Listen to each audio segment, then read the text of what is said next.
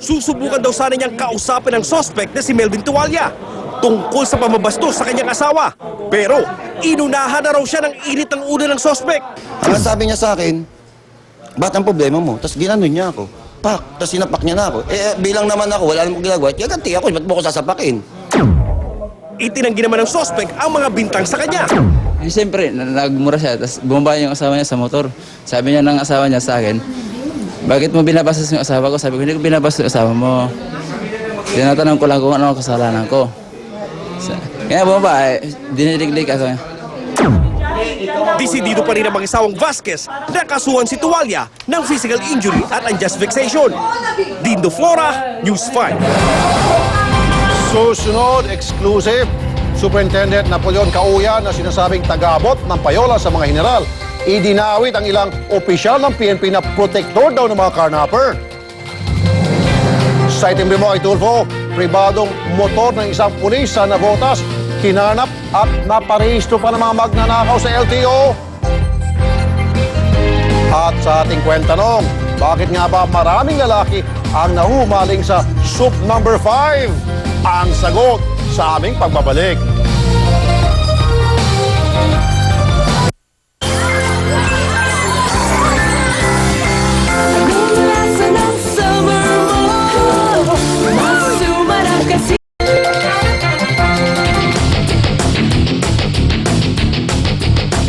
Ang bawat reklamo may katapat na solusyon. Ito ang itimbre mo kay Tulfo. November 2009 nang manakaw ang hinuhulugang motorsiklo ng isang mag-asawang taga Maynila. Agad naman nila itong pinablatter sa Anti-Carnapping Division sa Yuen Avenue. Sa tagal ng reklamo, wala namang nangyari sa kanilang kaso. Pero hindi tumigil ang mag-asawa sa paghahanap dahil nitong Biyernes natuklasan nilang naparinyo ang rehistro ng kanilang motor sa LTO Spanya sa Maynila. At isang empleyado ng LTO Taguig ang siyang nag-asikaso. Ang takot ngayon ng mag-asawa ay baka magamit sa krimen ang motor na nakapangalan pa rin sa kanila. Narito ang kanilang reklamo. Panoorin nyo. Bakit kami kay timbre mo kay Tulfo? Kasi gusto namin mabawi yung motosiklo namin nawalan. Na-verify nung wife ko na sa text sa LTO na madali palang mag-reply. Naka-register po yung aming motosiklo na matagal nang nawala. Nakapangalan pa rin sa husband ko. Tapos naka-care off na lang dun sa yung care off lang nakalagay sa likod ng resibo. Kaya yun, gusto ko lang malaman. Malaman ko rin naman yung pangalan at gusto ko rin malaman kung paano na-rehistro yun. Para aksyonan ang kasong ito, makausap natin si Gloria Bañez, Supply Officer ng LTO Taguig. Magandang araw po, Madam. Naririnig ko yan. Ma'am. Kalat na yan. Okay, sige po. Kalat na kalat ang ano po. Madam Gloria. Hello? Sige po. Apa? Ano po inyong reaksyon? Hello? Ma'am, Apa? narinig niyo po yung reklamo? Apo. Okay, paano po narehistro yung isang motor na samantalang yan po ay nakatimbre na sa LTO maging sa HPG, inalarma na po yan, at narehistro po, at kayo po ang may kagagawan sa pagre-rehistro ng isang karnap na motor. Ganito po yun, sir. Kung Sige po. siya po ay naka-alarma sa computer, hindi po siya magagawa. Okay? So, nung ginagawa ko po siya, siguro, dumiretso-diretso po, wala pong nakalagay na alarm sa computer, kaya pumasok po siya. As in, nagawa po siya. Pero kung siya po ay nasa computer na naka-alarma, hindi po siya magagawa. Siguro, yung alarma lang po na ginawa sa kanya ay yung sa records po, yung naka-file. Na hindi pwedeng i-transfer. Pero sa renewal po, nagagawa po yan kung wala pong nilagay silang alarma sa computer. Dapat po sa central office, doon nila pinail at pinapasok nila sa computer na ito ay hindi ma-renew ng kahit na sino. Ma'am, meron silang ginawang pag-aalarma sa PNP HPG. Ngayon, ang tanong ko po, wala po bang ginagawang ugnayan ng HPG sa LTO at yung LTO sa HPG na tuwing magparehistro ng sasakyan, kinakailangan magkaroon ng counter-checking po yung bawat ahensya, yung both ahensya? Wala po ya. Pero, ang alam ko po, meron, pero sa records po, hindi po sa computer.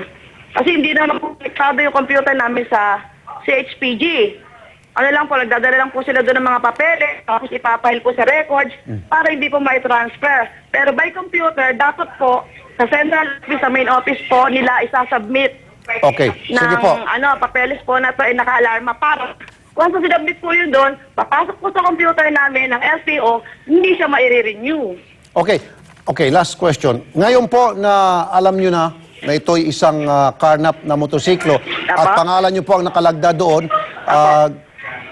kaya po na i-rehisto po itong motor. Ano pong magagawa ninyo, ma'am? Ano pong gagawin nyo? Kaya ko lang po siguro na-renew. Siguro po meron lang pong nag-refer sa akin na pa-renew. Kasi wala po talaga alam na wala. Kasi wala po sa computer. Kung nasa computer po yan, hindi ko po yung gagawin kahit anong mangyari. Ganun po ba?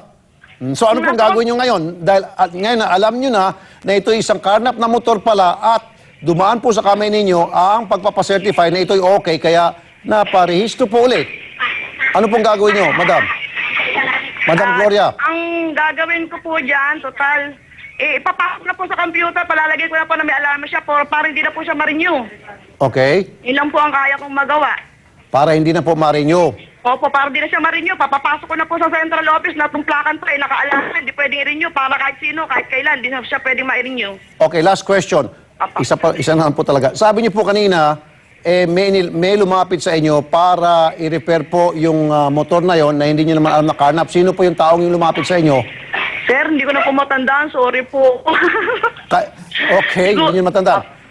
Normal lang po ba yon na sa inyong posisyon dyan sa LTO na kayo po'y tumanggap ng mga referral at mag-aproba po ng pagpaparehistro? Is that a normal? Opo, po pumasok sa computer. Ano po bang posisyon niyo dyan sa LTO, ma'am? Halimbawa, Ma'am, kakilala ano? na. Ma'am, ano pong posisyon niyo dyan sa LTO?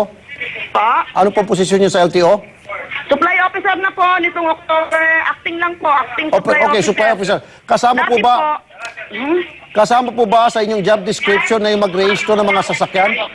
Sir, dati po, nung ginawa ko po yan, evaluator po ako sa Manila East, Santa Mesa. Okay. Nalipat po ako dito nitong October 28, 2010, ito lang sa Taguig. Kaya nung ginawa ko po siya, nung April, evaluator pa po ako sa Manila East. So, ibig sabihin at that time, pwede pa kayong magparehisto ng mga sasakyan? Opo, nung Pumirma?